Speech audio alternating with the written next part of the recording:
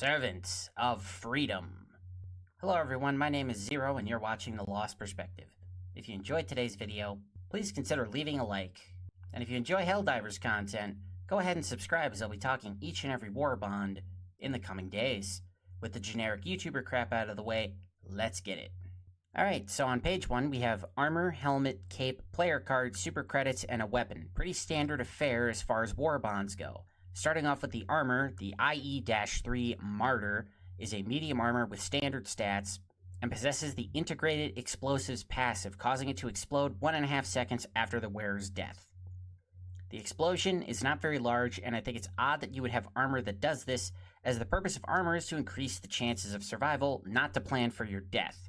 As for the helmet, it's not for me. If you like it, go for it, but I don't see myself rocking this look. The cape, and by proxy, the player card, I adore. I can't even explain it entirely. But it's this little eagle. My friends and I started calling him the Derpy Bird. I mean, look at that face. Bro looks like he just tossed a 380 and had it bounce back and land directly on his head. That is the face of someone who has royally messed up and is having the realization wash over him. Then the Laz 17 double-edged sickle. Described as a Laz 16 model with all heating protections conveniently removed, allowing for far longer bursts of fire and more damage when overheated, at the cost of slightly burning the user.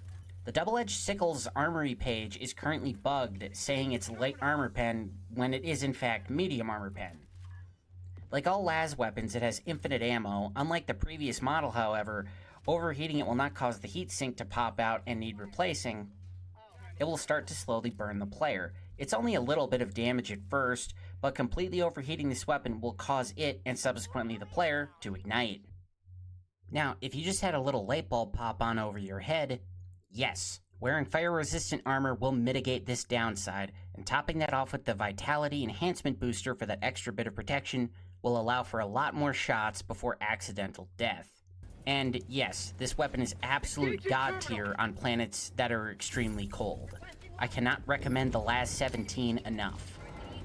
Mission is progressing. On to page 2, much like the first page, has armor, player card, 100 super credits, and weapon. The IE-12 Righteous, which once again is medium armor, a bit weird because normally they would mix it up where if the first one is medium, the second one would be light or heavy, but okay. It's functionally identical to the Martyr. Stats, passive ability, everything. So, pretty much the same thing, and I still don't particularly care for how it looks, but if you like it, go for it. The helmet, on the other hand, I'll be honest, it's probably just the hood mingling with my love of older Assassin's Creed games, but I much prefer this helmet to the previous one. The cape and player card do look cool, but let's face it, they're no Derpy Bird. The GP31 Ultimatum. Wait, GP31? Isn't the grenade pistol the GP31? It is. Strange. Now, do not let the classification of grenade pistol fool you. The warhead this thing fires is way beyond that of a simple grenade. Just for some context here, the other grenade pistol only does 650 damage, while the Ultimatum does 4,500 damage. That's a difference of 3,850 damage. This thing is more powerful than most support weapons. Would you believe me if I told you this thing one-taps stratagem jammers, detector towers, bot fabricators, illuminate dropships, even before taking their shield down?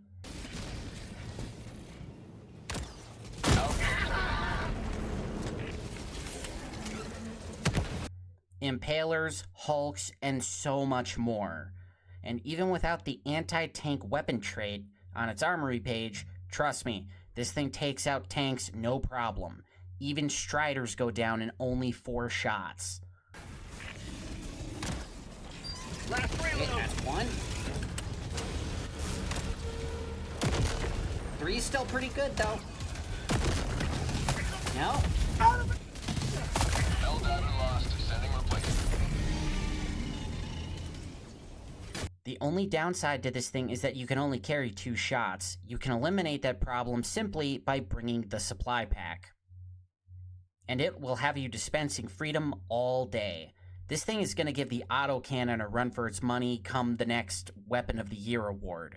And I would like to quickly remind you, this is a secondary weapon, so you can run this in tandem with the previously mentioned LAS-17. If this loadout does not make you an unstoppable force of democracy, then I don't know what will.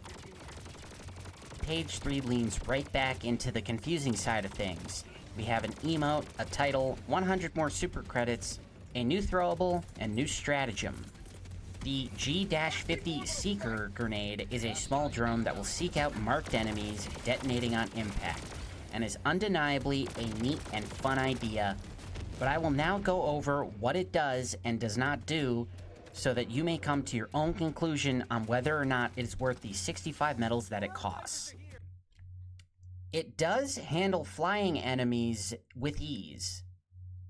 It will one-tap Shriekers, it will two-shot Elevated Overseers, those annoying Illuminate guys with the jetpacks, and Automaton gunships go down in just one hit.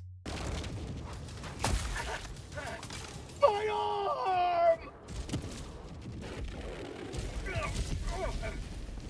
Which is awesome. But what it does not do, it does not take out bug holes, even when they're thrown directly in it.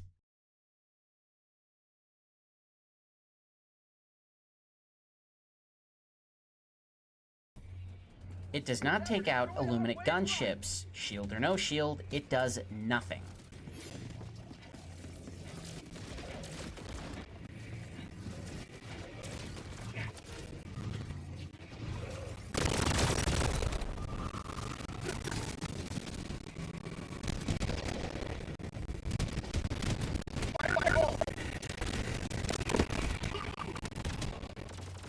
And it will not take out bot fabricators.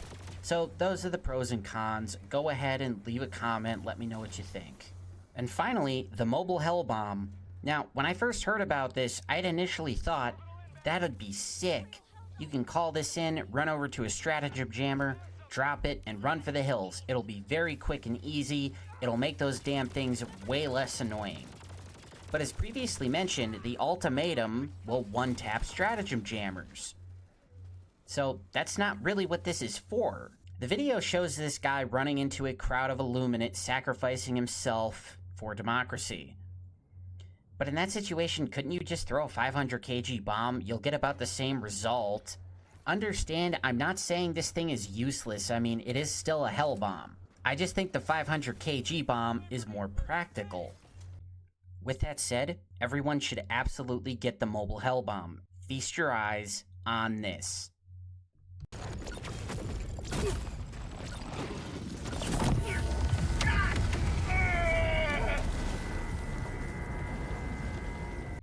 No, your eyes do not deceive you, and no, this is not a glitch. This is thanks to Democracy Protects, grants the wearer a 50% chance of ignoring fatal damage. And because that wasn't enough, it also makes you immune to bleed damage. I can't believe I never noticed this before.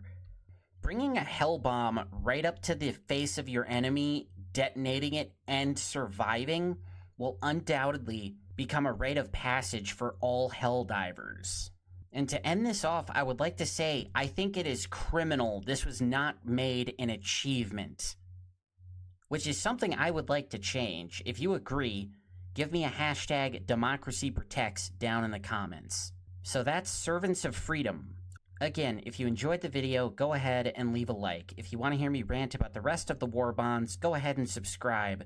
If you want to vote on which one I should do next, go ahead and include its name in your comment. And until next time, you folks have a good one.